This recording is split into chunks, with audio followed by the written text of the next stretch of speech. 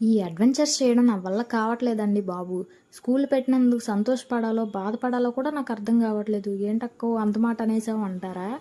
ఇంకేం చేయాలి? ఇద్దరు చిన్న పిల్లల్ని వేసుకొని పెద్దదాన్ని స్కూలుకి పంపించడం అంటే మాటలా? చెప్పండి మీరే. అందులోనే చిన్నది పాకటము మొదలుపెట్టేసింది. ఈ చిన్నోడు పాకడానికి ప్రయత్నాలు మొదలుపెట్టేశాడు.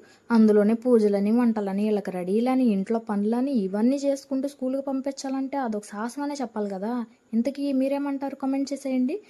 వీడియో అయిపోయిందని అక్కడితోనే ఆపేయద్దు. చివరి వరకు చూడండి. అసలు మా చెర్రీ ఏం చెప్తుందో మీకే అర్థమవుతుంది.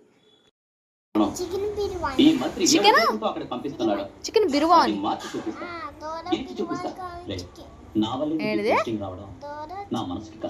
దోలో చికెన్ బిర్యానీ